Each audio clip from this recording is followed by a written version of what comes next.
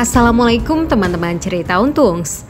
Kali ini Cerita Untungs akan membahas perihal alasan mengapa umat Islam mudah sekali terpecah belah dengan isu-isu eksternal, seperti halnya perbedaan nasab maupun lainnya.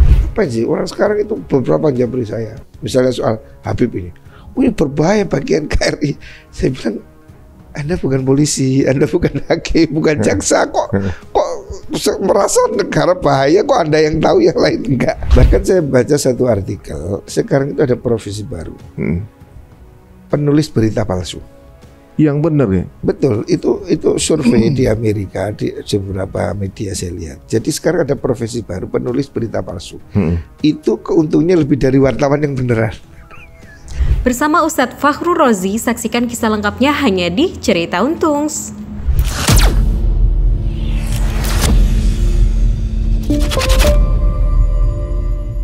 Dan teman-teman, ini bagian dari tabayun juga dari beberapa narasi yang mungkin jadi berprasangka gitu ya. Dan ini tertabayun hari ini, insya Allah mudah-mudahan. Dan juga mungkin kita akan mendengar nasihat dari Kiai mengenai bagaimana caranya kita tuh nggak mudah terpecah belah nih Kiai. Kan gini ya, kayaknya memang umat Muslim di Indonesia itu mudah panas ya ibaratnya. Kadang-kadang kita lebih semangat dengan bendera dibanding mungkin ukuahnya gini. Kayak belum lama ada kegaduhan mengenai nasab misalnya. Waktu itu saya lihat ke ininya pada diskusi Kiai gitu, Masya Allah. Kiai itu mencoba untuk mengeratkan semuanya, itu luar biasa. Ada juga yang kemudian mengenai banyak hal gitu ya. Ada yang bisa bahasa semut lah apa segala macam. Macam-macam gitu Kiai. Maksud saya ini kenapa mudah sekali ya ibaratnya kita jadi ribut, kemudian saling tuduh atau juga mungkin justru saling keras gitu dengan sesama Muslim gitu misalnya. Ada yang kemudian nggak sepaham dengan pendapatnya mengenai musik misalnya, atau pendapatnya mengenai satu hal yang diribut juga gitu. Saya maksudnya karena saya ini teman saya di banyak aliran pengajian gitu, saya menyayangkan gitu. Padahal sadatnya sama, tapi kok gampang ya gitu untuk saling tegang dengan saudara sendiri. Kalau menurut pandangan Kiai gimana?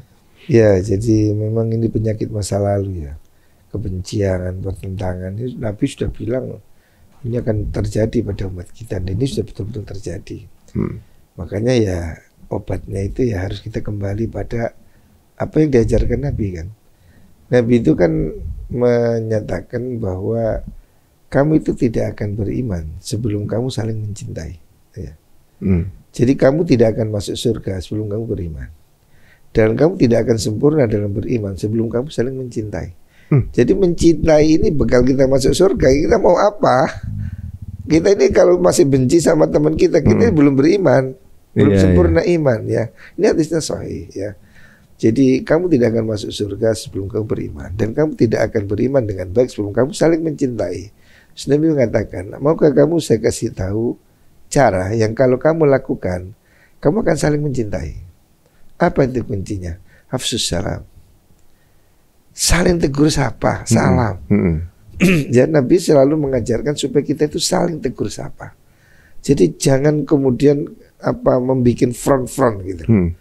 Nabi itu banyak hadis mengajarkan ucapkan salam pada orang kenal dan tidak kenal. Artinya kan supaya ada komunikasi yang baik gitu. Jadi memang berbeda ya berbeda. Memang itu kodrat manusia tidak mungkin sama ya. Jadi apa yang berbeda ya memang nggak bisa disamakan, tapi yang sama jangan dibedakan.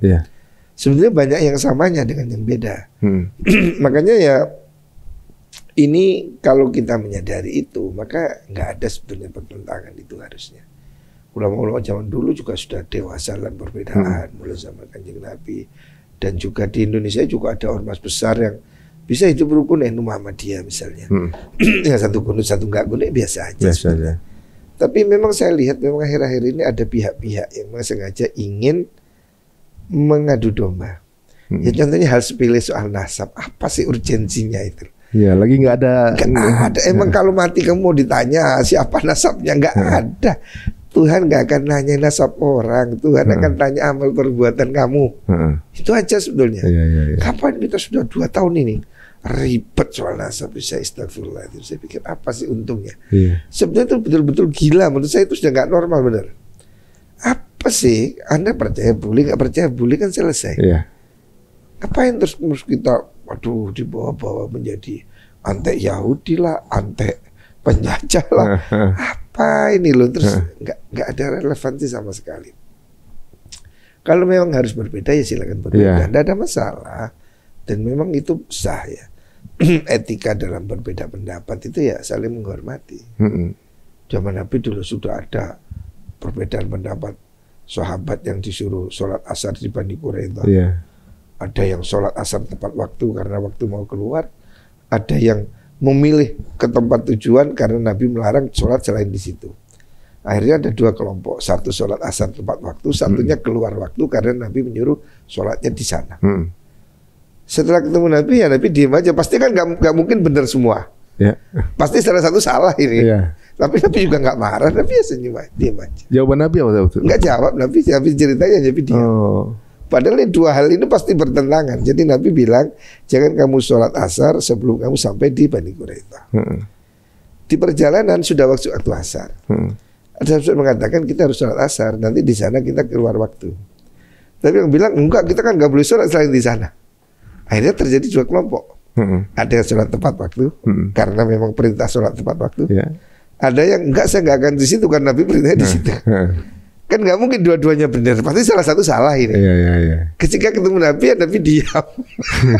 Padahal ya nggak mungkin dua-duanya benar, mesti ya satu salah ini. Tapi dua-duanya niatnya benar tapi kan? Iya, yang satunya itu karena mengikuti perintah Nabi suruh sholat di sini. Yang satunya karena perintah Nabi sholat itu tepat waktu. Iya. Tapi kan yang benar yang mana ini? Kok masa benar semua? Ya itu Nabi tahu, tapi Nabi nggak menyalahkan ini, nggak menyalahkan yang ini.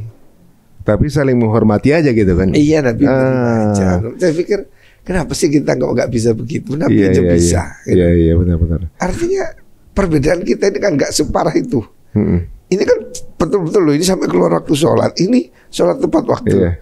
Wah ini gimana ini? Tapi masing-masing punya alasan kan? Ya sudah. Nabi ketika selesai dilapori, Nabi diam aja, nggak nyalakan satu, nggak benarkan yang satu, ya sudah. Apa dulu ya quote namanya diksi Kiai waktu itu ke saya tuh, jangan memonopoli apa tuh? Kebenaran ya benar. Jangan memonopoli kebenaran itu diksi. Betul. Memang harus begitu. Jadi kita ini kalau Imam Syafi'i kan mengatakan begitu. Pendapat saya ini benar, mungkin salah. Ya kan? Pendapat orang lain saat ini menurut saya salah, tapi mungkin dia juga benar. Artinya tidak boleh saya pasti benar, dia pasti salah, nggak boleh. Ada legowonya juga. Harus ya. Makanya Imam Syafi'i mengatakan kalau suatu saat nanti ada hadis sahih yang bertentangan dengan pendapat saya, maka saya revisi pendapat saya hidup ataupun saya mati. Artinya beliau dengan gentle mengatakan bisa kalau memang nanti suatu saat ada kebenaran, dia pendapat saya salah, saya revisi, saya hidup atau mati. Oh, zaman sekarang nggak mau sulit untuk menerima. Sekarang ada yang bilang siapapun ulama sedunia berfatwa saya tolak. Lagi mana? Ente emang nabi? Mestinya kan ya saya begini, Anda begitu kan selesai. Iya. Nggak terus kemudian saya pasti benar, Anda pasti salah. Itu masalahnya, harus ada kesediaan untuk berbagi kebenaran. Menurut saya ini benar, tapi ya mungkin Anda juga benar. Kan kalau saya pintar bukan berarti Anda bodoh. Benar. Wah, berarti memang harus banyak referensi untuk lebih menyikapi dengan lebih dewasa begitu kayaknya. Dan salah satu kuncinya itu ilmu, Mas. Kata Syed Muhammad Al-Maliki, kalau orang itu pintar, tandanya dia semakin sedikit nyalahkan orang. Iya. Karena dia tahu alasannya. Sesuatu itu kan menimbulkan aneh kalau nggak tahu alasannya. Kalau tahu alasannya kan ya sudah. Kenapa begini? Karena ini, ya sudah tahu. Sesuatu itu sulap sekalipun hebat sekali, kita kagum. Kalau dikasih tahu triknya, oh ternyata begini, ya kan sudah. Jadi selesai. Oh iya juga gitu ya. Kok ini tangan kok bisa dipotong? Oh ternyata bengkok. Ya sudah. Berarti kan cuma karena belum tahu ini. Karena belum tahu. Saya juga teringat ungkapan salah satu ustadz yang bilang kalau kita hidupnya masih mengkoreksi ibadah orang lain, berarti kita belum dewasa katanya. Kalau kita mengkoreksi diri sendiri, nah itu lebih dewasa gitu. Betul memang. Mengkoreksi diri sendiri. Iya, jadi harusnya begitu. Dibutuhkan memang waktu atau juga mungkin banyak referensi kali ya, dengan mengetahui banyak perbedaan yang justru persamaannya banyak sebenarnya. Lebih banyak persamaannya. Jadi kita itu harus mesti tahu lebih banyak. Jadi kalau orang itu ada ilmu, kemudian dia akan tahu alasannya, sehingga dia nggak mudah nyalakan orang. Dan orang juga harus mengakui keterbatasan. Namanya manusia itu pasti ada keterbatasan. Jangan kita Imam Malik aja, seorang gurunya Imam Syafi'i mengatakan kita ini kulluna radun wa mardudun ila sahibal kubri syarif. Kita semua ini bisa menolak, bisa ditolak kecuali Nabi. Hanya Nabi yang nggak boleh ditolak. Itu kalau yang namanya manusia, ya pastilah ada kekurangannya, ada kelemahannya. Makanya nggak boleh kita itu terus kemudian mengklaim kebenaran tunggal. Saya pasti benar, Anda pasti salah. Saya Muslim, Anda kafir, nggak boleh. Anda khairu minhum gitu ya. Nggak boleh, itu setan. Ya ini yang harus disadarkan, harus disadarkan. Jangan ada narasi kebencian. Ini yang sekarang kita sedih itu, begitu mudah orang mengata-ngatai orang. Ini itu untuk apa sih? Gitu. Dan banyak hal yang sekarang kita ini karena medsos, Mas. Ringan jempol. Gorengan medsos itu kan tinggal share gitu kan. Sehingga orang itu kemudian dimakan mentah-mentah. Seakan-akan kalau sudah ada di YouTube itu benar. Padahal sekarang siapapun kan bisa bikin konten. Iya, benar. Ya kan? Nah, jadi ini yang salah satu fitnah akhir zaman ini ya ini medsos ini. Sehingga orang itu yang tidak ngerti apa-apa merasa pintar. Itu hanya berbekal dengan konten, dia itu merasa sudah hebat sekali. Padahal dia itu tidak tahu apa sebelum dan sesudahnya. Kan dipotong begitu aja kan. Saya juga dulu begitu, kayak jujur aja dulu. Saya dulu nyantri, pesantren saya namanya pesantren Utopia. Ya berjalan dengan waktu akhirnya mulai dapat banyak referensi, walaupun masih banyak sekali kekurangannya. Justru Islam ini multi angle ya dan holistik gitu menurut saya. Jadi kadang-kadang kalau kita nggak paham, terlalu reaktif, justru siapa tahu kita belum tahu gitu. Iya, harusnya begitu. Jadi harusnya kita tidak mudah nyalakan orang. Mungkin kita belum tahu, itu yang benar. Makanya Imam Malik itu dalam 10 pertanyaan dia menjawab 7 itu saya nggak tahu. Jadi tanda orang berilmu itu jujur, maka saya tidak tahu. Itu berarti dia punya ilmu. Tapi kalau dia ngasal itu berarti orang nggak tahu. Jadi kalau nggak tahu bilang aja nggak tahu. Terus jangan terus ngarang-ngarang sendiri semua. Terus setelah itu ngaku benar sendiri. Nah, ini yang berbahaya. Jadi hari ini saya lihat fitnah itu banyak disebarkan ya dengan maraknya sosmed. Kemudian orang itu percaya tanpa tabayun. Pokoknya lihat judulnya, kadang konten itu judulnya dengan isinya itu nggak sama. Iya, kalau kita memang sebagai pelaksana channel ya judul kadang-kadang clickbait gitu kan. Iya, judul. Kadang-kadang orang yang jadi masalah adalah karena minim literasi. Kadang-kadang orang menyimpulkan dengan singkat, cukup dengan judulnya saja atau teaser. Iya, gitu kan. Iya, jadi sedikit sudah semua begitu. Padahal kadang bingung, ada orang saya lihat, ya Allah, isinya begini, judulnya begitu. Makanya saya paling nggak suka ya orang nge-share di potongan-potongan yang itu kan berbahaya sekali.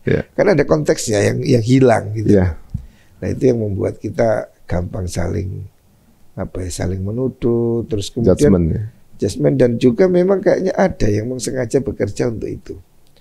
Jadi saya lihat itu beberapa grup ya. Satu orang itu selalu nge-share itu di grup ini, orang itu aja. Jadi ada satu orang yang bekerjanya seperti itu. Jadi saya itu kan dimasukin beberapa grup, puluhan grup. Ada orang tertentu ini di sini. Jadi dia itu sekali grupnya sama beliau tuh sama satu grup terus. Iya, jadi dia itu di beberapa grup itu sama dan sama isinya. Pokoknya dia dan kayak orang beol itu terus pergi. Jadi nggak apa-apa. Jadi mau sengaja. Jadi dia itu kayaknya ceret pergi. Orang di belakangnya berdebat, dia nggak nanggap, sudah pergi. Besok geser lagi, ceret. Lempar bola panas gitu. Iya. Waduh, ini orang kayak pergi ke toilet. Dan itu rutin, Mas. Saya titeni ya di grup WA itu ada beberapa orang itu saja sama orang itu nge-share itu di beberapa grup. Terus gaduh di belakangnya, gaduh. Nah, terus kita itu, makanya saya, ngapain gitu itu kok ditanggap ya. Nah, ini yang kita ingin masyarakat harus semakin sadar ya, bahwa menyebar kebencian itu dosa. Itu termasuk namimah. Orang mengadu domba itu tidak bisa masuk surga. Saya selalu ingat, jangan adu domba. Kalau memang itu belum pasti benar, nggak usah di-share. Gitu. Benar pun kan baik apa enggak, kan mesti gitu. Kalau nggak baik untuk apa di-share gitu. Yang banyak ini fitnah, yang banyak ini aib orang. Berarti kan dosa itu. Orang kan kubencar sekali aibnya siapa, dikeluarin aibnya siapa. Naudzubillah. Mengerikan sekali, saya itu sampai bingung lihat konten WA itu. Saya sudah keluar dari banyak grup, dimasukin grup isinya bertengkar, saya keluar. Ngabisin baterai itu. Okay. Saya keluar gitu aja, karena ini ngapain ngeliatin orang gila ini. Ya mudah-mudahan dengan penjelasan Kiai ini makin apa namanya tercerahkan kita untuk lebih bijak kali Kiai ya, untuk menanggapi sesuatu yang beredar. Perlu kita cross check dulu, perlu kita tabayun, dan pastikan kita jangan sampai jadi korban narasi begitu ya. Insyaallah mudah-mudahan. Dan kalau kita pahami juga teman-teman semua, yang sebenarnya kalau kita pikir sebenarnya persamaannya jauh lebih banyak dibanding perbedaan berarti. Pasti Pak, pasti. Tapi kadang-kadang kenapa justru perbedaan itu yang digosok terus ya? Mungkin alhamdulillah sekarang dapat penjelasan nih. Padahal Nabi itu ngasih kriteria gampang kok. Nabi bilang itu setiap orang sholat seperti saya, berkiblat sama, makan sembelihan yang sama, dia golongan kita. Itu udah, jangan yang beda-beda itu jangan dilihat. Sholatnya sama nggak? Kiblatnya sama nggak? Ya sudah. Oh, man sholat sholatana wa akala dhabihatana fahuwa minna. Nggak ada syarat yang lebih tinggi dari itu. Nabi itu cuma kayak gitu aja. Jadi kalau sekarang ini ada yang ini Islam tapi bukan ini gitu. Syaratnya lebih tinggi dari syarat Nabi berarti. Nabi itu man sholat sholatana wa akala dhabihatana fahuwa minna. Siapa sholat seperti sholat kita, makan sembelihan seperti kita, yaitu golongan kita. Titik. Nggak harus kunutnya bagaimana, nggak harus jenggotnya seberapa, nggak harus celananya seberapa. Harusnya tahiyatnya mau gue yang mau enggak. Iya, gitu kan. Jadi yang penting dia sholat seperti sudah. Jadi kita mestinya ke titik-titik persamaan ini. Iya. Jangan terus kemudian kita itu mencari-cari hal yang nggak perlu. Jadi lepaskan dirimu itu dari ngatur semua hal gitu loh. Urusan lalu lintas, urusan polisi kan nggak usah kita itu ikut-ikut nggak usah, udah urusan polisi. Urusan keamanan negara ini ada tentara, udah pemerintah ada. Jangan semuanya orang kita kayak Superman mau mengurus semua hal. Ya, yang sudah dilakukan orang, sudah kamu jangan ikut gitu loh. Oh, jadi jangan kayak polisi haram gitu ya, polisi fikih jangan gitu ya. Kita itu kemudian semua orang mau diurus, semua orang mau diurus. Emang kamu siapa? Gitu loh. Sekarang ini kan orang menjelek-jelekin orang atas nama NKRI. NKRI kan sudah ada polisi, hakim, jaksa, intelijen. Kamu siapa? Kita itu kemudian menghakimi orang. Wah ini anti NKRI. Ya kalau itu biar diurus polisi, laporin kan selesai. Oh ini apa? Saya kadang orang apa sih? Orang sekarang itu beberapa jabri saya. Misalnya soal Habib ini. Ini berbahaya bagi NKRI. Saya bilang, Anda bukan polisi, Anda bukan hakim, bukan jaksa, kok merasa negara bahaya, kok Anda yang tahu yang lain enggak? Untuk apa gitu loh? Ada yang bom teror saya, NU jangan diam, ini bahaya. Emang apa untungnya ngurusin nasab itu kan? Apakah ada pemberontakan gitu? Nah, iya, dia bilang nanti bahaya ini. Aduh, orang Arab ini nggak ada yang ngerampok negara, koruptor, berontak. Ini intinya orang dimakan berita-berita hoax, sehingga kemudian membenci orang lain, membenci etnis lain. Ya kita ini kan Indonesia ini kan sudah menyatu. Ada yang keturunan Arab, ada Belanda, ada Amerika, ada Cina. Kan nggak boleh anti Arab. Benar. Pasti. Kita sudah satu negara, sudah bersatu kita. Narasi kebencian di ruang publik ini yang harus di stop, dan kita harus ikut mulai dari diri kita. Jangan ikut share. Saya kalau ada begitu langsung saya delete, saya delete. Nggak, bahkan tidak saya buka, saya delete. Judulnya sudah provokatif langsung saya delete. Udah. Daripada kita ngirim dosa, saya delete aja. Iya benar-benar ini. Mudah.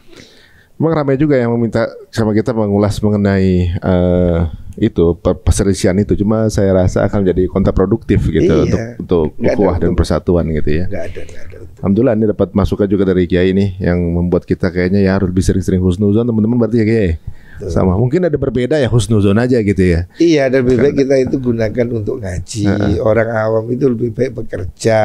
Nggak usah lah orang awam nggak apa-apa ikut membahas hal-hal yang bukan bidang. Biar ulama yang membicarakan itu gitu lah. Gak usah kita ini semua ikut begitu. Yang mau jualan aja, yang mau tani aja. yang mau kerja gitu, jangan semua terus menjadi ahli agama sendiri. Itu sebenarnya fatwa. Berfatwa sendiri Iya. untuk apa gitu. Wah, ini masih banyak sepertinya nih yang PR kita nih ya. Apalagi kalau kita lihat ya berseliweran informasi yang kita nggak tahu mana yang benar mana yang salah. Jadi karena tadi Kiai bilang coba semuanya bisa bikin konten dan semuanya bisa memiliki bersuara sesuai sudut pandangnya sendiri gitu. Betul. Dan kemudian itu jadi sudut pandang tersebut dan sudut pandang yang terbenar gitu berarti jangan ya. Bahkan saya baca satu artikel, sekarang itu ada profesi baru. Penulis berita palsu. Yang benar ya. Betul, itu survei di Amerika di beberapa media saya lihat. Jadi sekarang ada profesi baru, penulis berita palsu. Itu keuntungnya lebih dari wartawan yang beneran.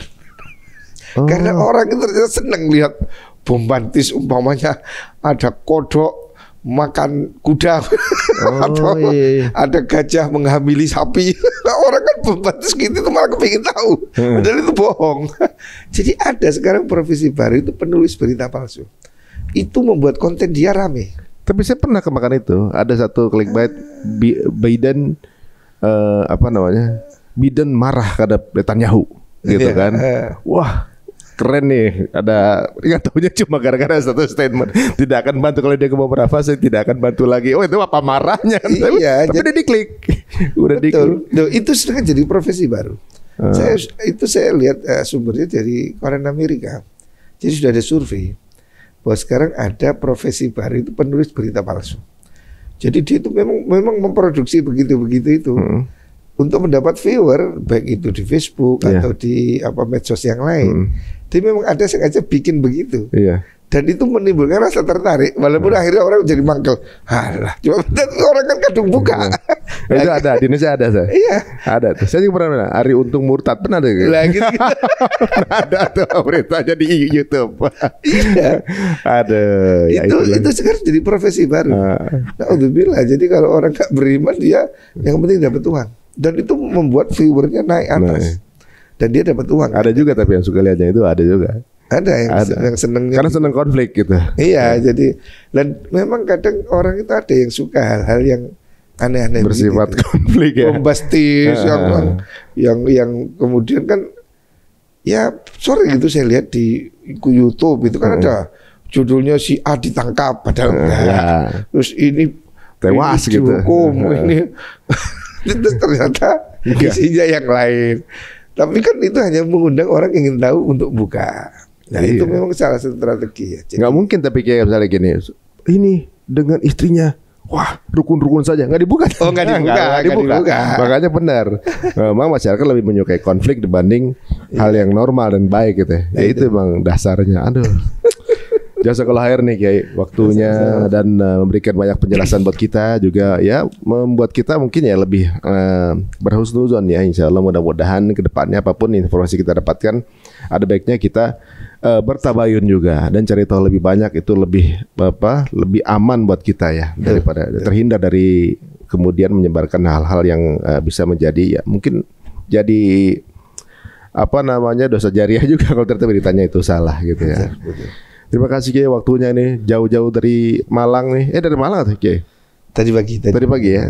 Dari Malang mampir ke sini. Insya Allah mudah-mudahan akan memberikan kejelasan dan ternyata kita di sini semuanya sama satu suara bahwa kita sama-sama berharap kemerdekaan untuk Palestina. Insya Allah mudah-mudahan Kiai diberikan keberkahan dan juga kesehatan selalu dan insya Allah mudah-mudahan bersedia untuk bersama kami lagi ya. Selalu siap. Masya Allah.